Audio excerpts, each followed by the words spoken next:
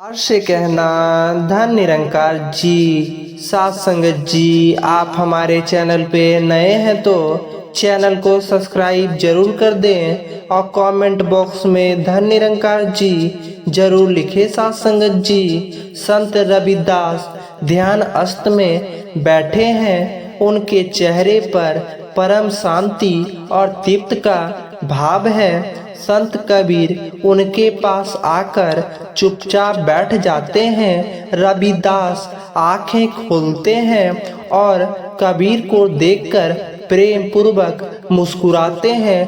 कबीर राम राम। रविदास भाई, आज मन में एक गहरा प्रश्न लेकर आपके पास आया हूँ। रविदास सहजता से कहिए कबीर भाई, ऐसा कौन सा प्रश्न है जो आपके शांति को भी मंथन करने पर विवश कर रहा है? कबीर भाई, रविदास मैं संतों से ज्ञानियों से सुनता हूँ और मेरा अपना अनुभव भी यही कहता है कि आत्मा ही निरंकार परमात्मा है। उन दोनों में कोई भेद नहीं। आपकी आत्मा और मेरी आत्मा एक ही है, दोनों अलग अलग नहीं है। यह आत्मा सर्वव्यापी है। जो अलग अलग दिखते हैं वे तो केवल जीव आत्मा है, शरीर है, पर आत्मा तो एक ही है। और यह बात बिल्कुल सच है कि आत्मा ही निरंकार है। पर जब मैं यह बात लोगों से कहता हूँ तो वे मानते नहीं हैं। वे कहते हैं ये कैसे संभव है? हम छोटे छोटे जीव और वह महान परमात्मा एक कैसे हो सकते हैं? वे शास्त्रों का प्रमाण मानते हैं। आप तो शास्त्रों के भी जाता है। कृपया करके इस सत्य को प्रमाणित करें ताकि जो लोग शास्त्रों को मानते हैं वे भी इस परम सत्य को स्वीकार कर सके। रविदास गंभीर और प्रेम पूर्वक स्वर में, कबीर भाई, आपने कोई साधारण प्रश्न नहीं पूछा। आपने तो उस परम सत्य को ही वाणी दे दी जिसने जानने के लिए ऋषि मुनि युगों युगों तक तप करते हैं। और आपका कहना अक्षय सत्य है। यह हमारी आपकी कोई नई खोज नहीं, यह तो हमारे सनातन शास्त्रों का अंतिम निष्कर्ष है, उनका हृदय है। चलिए आज हम उन महान शास्त्रियों और स्वयं भगवान के वचनों से ही इस सत्य पर लगी आज्ञा की मोहर को तोड़ते हैं। कबीर, हाँ भाई, आज परमाणु की गंगा बहा दो ताकि हर जिज्ञासु का मन निर्मल हो जाए। रविदास तो सबसे पहले हम श्रुति प्रमाण लेते हैं, यानी वेदों और उपनिषदों का पालन जिसे कोई नहीं काट सकता। हमारे ऋषियों ने अनुभव के शिखर पर पहुंचकर जो घोषणाएं की उन्हें महावाक कहा गया। वे सीधे सीधे इसी सत्य को उजागर करते हैं। मांडू के उपनिषद अथर्व वेद में कहा गया है, यम आत्मा भ्रम, इसका सीधा अर्थ है यह आत्मा ही निरंकार परमात्मा है।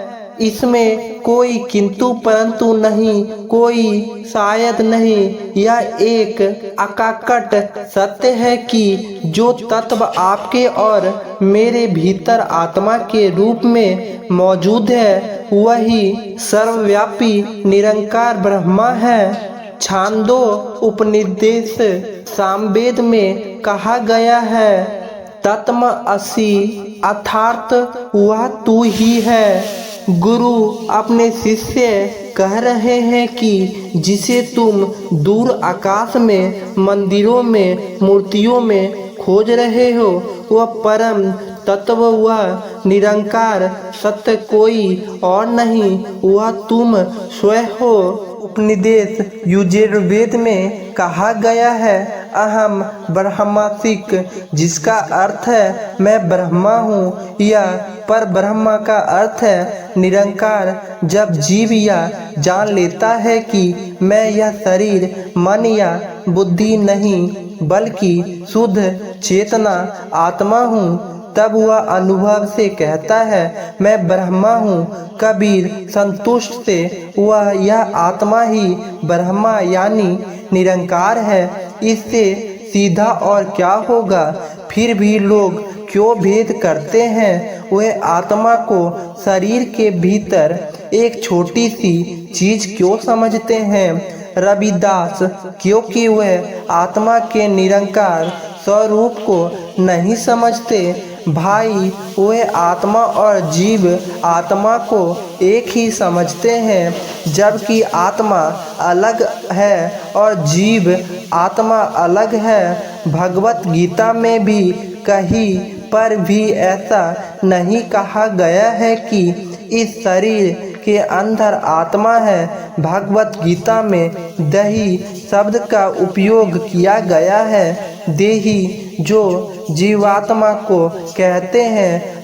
अब श्रीमद् भगवत गीता का प्रमाण सुनिए, जिसे स्वयं निरंकार ने साकार रूप में आकर अर्जुन से कहा। भगवान श्री कृष्ण आत्मा के निरंकार स्वरूप का वर्णन करते हुए कहते हैं ना जायते मातवे कंदिचित न आए भूतवा भवता न भाय अजो नित्य शास्त्रों आए पुराणों न अन्य माने।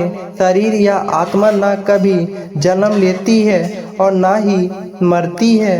यह अजन्मा नित्य है, शाश्वत और पुराणत है। शरीर के मारने जाने पर भी यह नहीं मारी जाती, जो अजन्म और नित्य है, जिसका कोई आदि अंत नहीं, वह तो निरंकार है। और फिर 13वें अध्याय में वे भगवान सबसे बड़ी और अंतिम घोषणा करते हैं। क्षेत्र जम जापी मामम विद्धि, सब क्षेत्रु भारत है।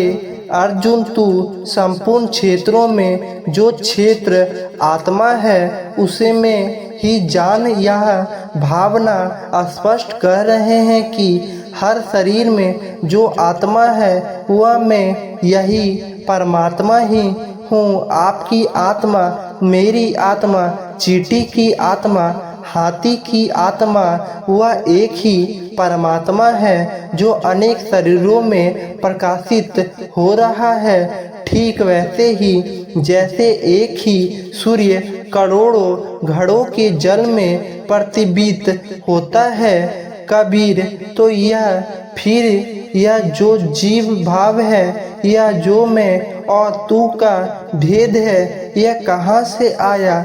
रविदास यह भेद जीव आत्मा की वजह से और आज्ञा के कारण है। भाई जैसे एक ही महासागर में अनगिनत लहरें उठती है, हर लहरें को लगता है मैं अलग हूँ, पर क्या कोई भी लहर जल के सिवा कुछ और है। नहीं, सब जल ही है। वैसे ही एक ही निरंकार चेतना सागर में यह अनगिनत जीव रूपी लहरें उठी है। हाँ, सब एक ही चेतना पर शरीर और मन के उपस्थिति के कारण खुद को अलग मान बैठी है। इसलिए मैं कहा जब हम होते हैं तब तू नहीं, अब तू ही है, मैं नहीं। अंत अलगम जैसे लहरी माँ अदोसी, जल केवल जल माही। जब तक हम अहंकार थे तब तक तू निरंकार का अनुभव नहीं था। अब जब तेरा अनुभव हुआ तो यह झूठ में यह नहीं रहा, सब एक हो गया। कबीर गहरी समझ के साथ सत्य है, आज्ञा ही वह पर्दा है जो आत्मा को निरंकार से अलग दिखाता है। जैसे ही आज्ञा का प्रकाश होता है यह पर्दा हट जाता है। लाली मेरे लाल की जीत देखो तीत लाली, देखन में गई मैं भी हो गई लाल। जब उस निरंकार के प्रकाश को देख लो तो देखने वाला मैं भी उसी प्रकाश में विलीन हो गया। भेद समाप्त हो गया। रविदास और संत में परम ज्ञानी आदि शंकराचार्य का प्रमाण सुनिए, जिन्होंने इन सभी शास्त्रों का मंथन करके जो मक्खन निकाला हुआ एक पंक्ति में कहा दिया, ब्रह्मा सत्य जगत विद्यमा जीवो ब्रह्मा न, ब्रह्मा निरंकार ही एकमात्र सत्य है। यह जगत जो दिखता है मिथ्या है और यह जीव कोई और नहीं, साक्षात ब्रह्मा यानी निरंकार ही है।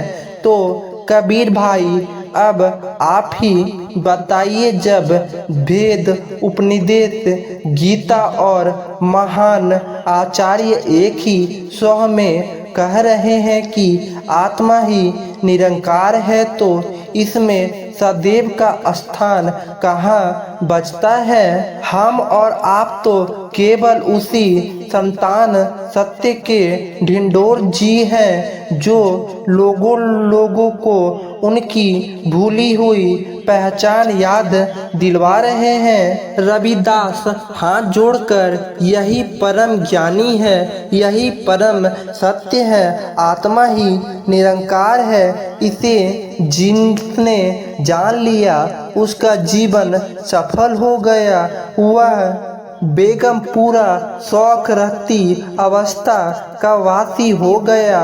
कबीर भाई रविदास आपका सत्य अकाट्य है। वेद गीता और आचार्य सब एक ही सत्य का उद्घोष कर रहे हैं। यह मेरे हृदय में बैठ गया है, पर जब मैं यह सत्य लेकर लोगों के बीच जाता हूँ तो उनके मन में एक और बड़ी लहर उठती है। वह तख्त कहते हैं और उनका तख्त मुझे सोचने पर विवश कर देता है। रविदास शांत मुस्कुरान के साथ, कहिए भाई ऐसा कौन सा तख्त है? सब की कसौटी तो तख्त और अनुभव की आज्ञा में तप्त कर ही होती है। कबीर वह कहते हैं, मान लिए एक पल को मान लिए कि हम ही वह निरंकार परमात्मा है, तो फिर हम वह शक्ति क्यों नहीं है जो परमात्मा में होती है? परमात्मा तो सर्वशक्तिमान है, पर हम तो इतने दुर्बल और विवश हैं। यदि हम ही परमात्मा है तो हमारे भीतर उसकी शक्ति क्यों नहीं है? उनका यह प्रश्न सीधा और सरल है, इसका क्या उत्तर दें? रविदास गंभीर होकर जैसे किसी गहरे रहस्य से पता उठ रहे हो। कबीर भाई उनका प्रश्न आज्ञा से उपजा है, पर निधक नहीं है। वह शक्ति को पहचानते हैं, पर शक्ति के स्रोत और उसके प्रकट होने के विधान को नहीं जानते। सुनिए, इसके दो मुख्य कारण हैं। पहला कारण तो स्वयं परमात्मा की इच्छा है, उसकी लीला है। यह जगत उसकी की है, लीला का विस्तार है। उसने स्वयं को भुलाकर ही यह अनेक होने का खेल रचाया है। वह परमात्मा स्वयं को ही खोज रहा है। यदि हर जीवन को अपनी परमात्मा शक्ति का पूर्ण ज्ञानी और अधिकार एक साथ हो जाए तो यह खेल ही समाप्त हो जाएगा। यह पृथ्वी इतने सारे परमात्मा स्वरूप में स्थित हुए सिद्धांत पुरुषों का भार एक साथ नहीं संभाल सकती। कहते हैं जब कोई एक सिद्धांत पुरुष भी इस धरती पर चरण रखता है तो धरती भी उसे झुंझकार कर प्रणाम करती है, दिशाओं में सुगंध फैल जाती है। यदि सभी एक साथ सिद्धांत हो जाए तो स्पष्ट अपने मूल कारण में विलीन हो जाएगी, यह खेल ही समाप्त हो जाएगा। इसलिए उस महाशक्तिशाली ने स्वयं ही अपनी शक्ति को योग माया के आवरण से ढक लिया है। प्यारे प्यारे साथ संगत जी, बड़े प्यार से कहिए धन निरंकार जी।